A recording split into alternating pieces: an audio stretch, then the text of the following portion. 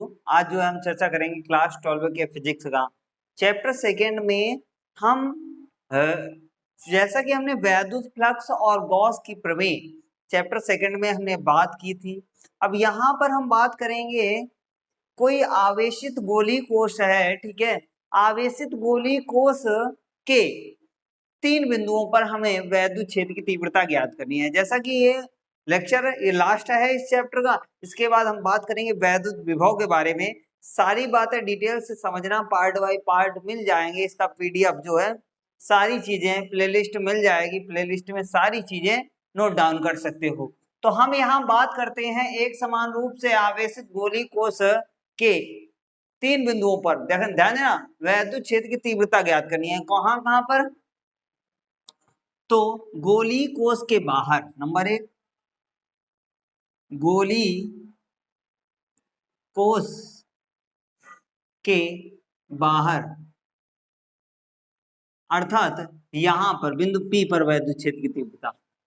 दूसरी कंडीशन, गोली कोश पर गोली आवेशित गोली कोश अर्थात यहां पर, तो गोली कोश यहां से तक है, गोली कोश पर वैद्युत क्षेत्र की तीव्रता। तीसरा, गोली कोश के अंदर, क्या अंदर या आंतरिक बोल देंगे, आंतरिक बिंदु पर, ठीक है, आंतरिक बिंदु पर। इन 3 कंडीशन में हमें इसे सॉल्व करना है। तो हम पहले बात करते हैं इसकी थ्योरी के बारे में। माना कोई आवेशित गोली कोश है जिस पर उपस्थित धन आवेश है। माना कोई आवेशित गोली कोश है जिस पर उपस्थित आवेश प्लस Q है। गोली कोश का केंद्र बिंदु O है। केंद्र बिंदु O से स्मॉल r दूरी पर स्थिर बिंदु P है जहां पर हमें वैद्युत क्षेत्र की तीव्रता ज्ञात करनी है, तथा बिंदु इसका गोली कोश का केंद्र बिंदु O से कैपिटल R मीटर की दूरी पर कोई आवेशित गोली कोश है। ठीक है, थ्योरी लिख लोगे? थ्योरी फिर से समझो, या तो ऐसे लिख सकते हो, माना कोई गोली कोश है जिसका केंद्र बिंदु O है। केंद्र बिंदु O से स्मॉल r मीटर की दूरी पर बिंदु P है जहां पर वैद्युत क्षेत्र की तीव्रता ज्ञात करनी है, तथा केंद्र बिंदु O से स्मॉल कैपिटल R मीटर की दूरी पर स्थिर बिंदु, कोई बिंदु स्थिर है जो जिसे आवेशित गोली कोश कहा जाता है। आवेशित गोली कोश पर धन आवेश उपस्थित है। सबसे पहला वाला हमें सरल समझ में आ रहा था। मानो कोई आवेशित गोली कोश है, गोली को जिस पर प्लस धन आवेश यानी धनात्मक आवेश उपस्थित है। आवेशित गोली कोश के केंद्र बिंदु O है। केंद्र बिंदु O से स्मॉल r मीटर की दूरी पर स्थिर बिंदु P है जहां पर हमें वैद्युत क्षेत्र की तीव्रता ज्ञात करनी है, तथा बिंदु O से कैपिटल R मीटर की दूरी पर स्थित गोली कोश है जहां पर हमें वैद्युत क्षेत्र की तीव्रता ज्ञात करनी है। तो सारी बातें क्लियर हो गई। अब यहाँ हम बात करते हैं, चूंकि हम जानते हैं भैया, चूंकि यहाँ पर देखो ध्यान देना, ये एक आवेशित गोली कोश है, तो हम सबसे पहले बाहर निकाल लेते हैं। सबसे पहले क्या कंडीशन होगी? गोली कोश के बाहर, गोली कोश के बाहर वैद्युत क्षेत्र की तीव्रता, वैद्युत क्षेत्र की तीव्रता वैद्युत क्षेत्र की तीव्रता हमें बाहर ज्ञात करना है। बाहर कौन सा बिंदु है? P है। यहाँ पर हमें वैद्युत क्षेत्र की तीव्रता ज्ञात करनी है। क्योंकि हमें पता है बेटा कि वैद्युत क्षेत्र की तीव्रता के लिए फार्मूला क्या होता है, तो E बराबर क्या पढ़ा है? किसी एक बिंदु पर वैद्युत क्षेत्र की तीव्रता का व्यंजक पढ़ा है कि नहीं पढ़ा है पहले चैप्टर में? ठीक है, तो यहाँ पर हम बात करते हैं। तो वैद्युत क्षेत्र की तीव्रता के लिए व्यंजक हमें पता चल गया। अब देखो, चूंकि हमें सबसे पहले वैद्युत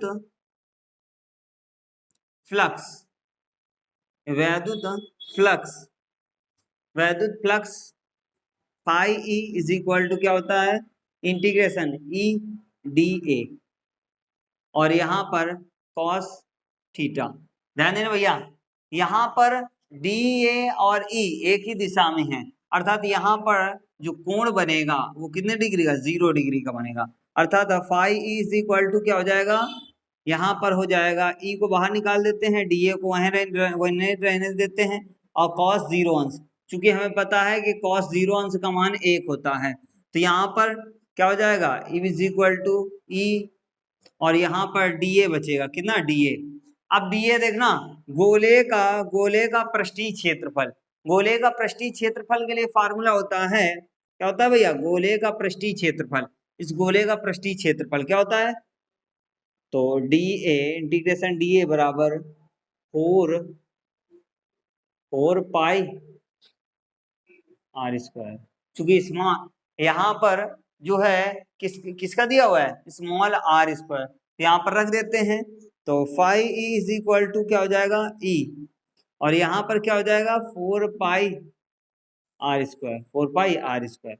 इतनी बात क्लियर हुई। इसको हमने डाल दिया समीकरण 1, क्या समीकरण 1 डाल दिया। अब इसके बाद आगे बात करते हैं, क्योंकि हम जानते हैं बेटा गॉस की प्रमेय, गॉस की प्रमेय क्या होती है, तो यहाँ पर लिख देते हैं, चूंकि गॉस की प्रमेय से, गॉस की प्रमेय से, तो गॉस की प्रमेय क्या होती है, सबने पढ़ा होगा, phi E is equal to क्या, क्यू अपान एप्सिलॉन नॉट, क्या होता है, तो इसको हमने डाल दिया समीकरण 2, क्या डाल दिया, समीकरण 2। अब समीकरण 1 व 2 से स्पेस बचा है कि नहीं बचा, ठीक है, तो यहाँ पर लिखेंगे समीकरण 1 व समीकरण 2 से, समीकरण 2 से, तो समीकरण 1 व 2 से कर देते हैं कंपेयर, तो ये लेफ्ट हैंड उन दोनों के बराबर है, तो हमको उसको रख देना, तो E बराबर क्या हो जाएगा, sorry E into 4 pi are square is equal to Q upon epsilon naught. इतनी बात क्लियर हुई, इतनी बात सबको क्लियर हुई कि नहीं क्लियर हुई, इतनी बात क्लियर हुई। अब देखो ध्यान देना, यहाँ पर ये जो 4 पाई आर स्क्वायर है, ये एप्सिलॉन नॉट के मल्टीप्लाई में है कि नहीं, अर्थात इधर तो मल्टीप्लाई में उधर जाएगा, डिवाइड में हो जाएगा, तो फिर मल्टीप्लाई में हो जाएगा, अर्थात ई बराबर क्या निकलेगा, ई बराबर इसको बटे में भेज दो, तो 1/4 पाई एप्सिलॉन नॉट को इसके मल्टीप्लाई में करा देते हैं, और यहाँ पर क्या लिखा है, क्यू अपान आर स्क्वायर। इतनी बात सबको क्लियर हुई कि नहीं क्लियर, अरे भैया हमने इसी को लिख दिया है, इतनी बात यहाँ तक बात सबको क्लियर हुई कि नहीं क्लियर हुई, यहाँ तक क्लियर हो गई। तो यहाँ पर क्या निकला, हमारा निकला E बराबर 1/4 pi epsilon q upon r square. इतनी बात सबको क्लियर हुई, यहाँ तक भैया बात सबको क्लियर हो गई कि नहीं क्लियर हो गई, ठीक है। अब देखो, चूंकि हमें पता है कि चूंकि हमें पहले से ही मालूम है कि पृष्ठीय आवेश घनत्व, ठीक है, पृष्ठीय आवेश घनत्व, तो पृष्ठीय आवेश घनत्व, चूंकि हमें फार्मूला पता होना चाहिए कि पृष्ठीय आवेश घनत्व, पृष्ठीय आवेश घनत्व, तो पृष्ठीय आवेश घनत्व sigma is equal to Q upon A होता है कि नहीं होता। अब देखो ध्यान देना, तो यहाँ पर यदि पृष्ठीय आवेश घनत्व किसका निकालेंगे भैया, किस वाले भाग का, हम इस वाले भाग का पृष्ठीय आवेश घनत्व यानी आवेशित गोलीय कोश वाले पृष्ठीय आवेश घनत्व निकालेंगे, अर्थात Q का मान निकालना है, तो Q बराबर क्या हो जाएगा, सिग्मा ए।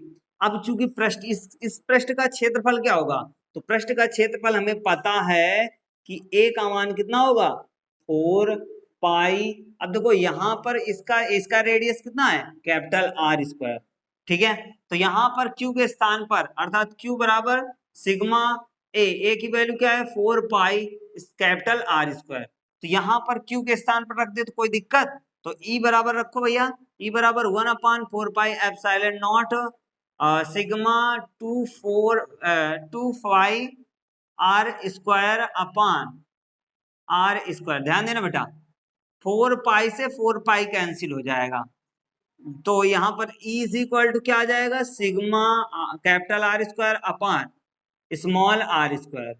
तो ये हमारा हुआ कहाँ, इस के बाहर, यानी गोलीय कोश यानी आवेशित गोलीय कोश के बाहर वैद्युत क्षेत्र की तीव्रता E बराबर सिग्मा आर इस capital R square upon small r square, ये हमने सत्यापित किया, ठीक है, ये हमने सत्यापित किया। अब दूसरी कंडीशन में गोली कोस पर, ठीक है, यहीं पर कर लेते हैं, गोली कोस पर वैद्युत क्षेत्र की तीव्रता ज्ञात करना है। तो गोली कोस पर यदि वैद्युत क्षेत्र की तीव्रता ज्ञात करनी है तो उस कंडीशन में, जब गोली उस कंडीशन में जो कैपिटल आर होता है वो स्मॉल आर के बराबर हो जाता है, अर्थात आर स्मॉल आर के बराबर हो जाएगा। तो फिर तो ई बराबर क्या हो जाएगा, सिग्मा, यहाँ पर कैपिटल आर स्क्वायर लिखा है, लिख दिया, स्मॉल आर स्क्वायर किसके बराबर हो जाएगा, तो ये हो जाएगा कैपिटल आर स्क्वायर के, ठीक है, स्मॉल आर। तो हमने यहाँ पर स्क्वायर कर दिया। अब देखो ध्यान देना भैया, ध्यान देना, इससे ये कैंसिल हो जाएगा, तो ई बराबर कितना हो जाएगा, तो ई बराबर हो जाएगा सिग्मा, ई बराबर कितना हो जाएगा, सिग्मा, और ये दोनों बराबर हो गए। तो यहाँ से इतनी बात सबको क्लियर हुई कि नहीं क्लियर हुई, ठीक है। अपान में एप्सिलॉन नॉट भी था भैया, यहाँ पर एप्सिलॉन नॉट भी होगा, हमने सॉरी नहीं रखा, एप्सिलॉन नॉट बचा कितना, एप्सिलॉन नॉट, अर्थात उस कंडीशन में, यानी गोली कोस पर ई बराबर सिग्मा अपान एप्सिलॉन नॉट, इतना निकल के आएगा। इतनी बात सबको क्लियर हुई, यहाँ तक बात को क्लियर हुई कि नहीं क्लियर हुई। अब इसके बाद देखो ध्यान देना, यहाँ पर थोड़ा बचा हुआ है, इसको भी हम सॉल्व कर देते हैं यहीं पर, ठीक है। अब ये गोली कोस के अंदर, ठीक है, गोली कोस के अंदर कर देते हैं, यहाँ पर इस वाले भाग में गोली कोस के अंदर वैद्युत क्षेत्र की तीव्रता ज्ञात करनी है।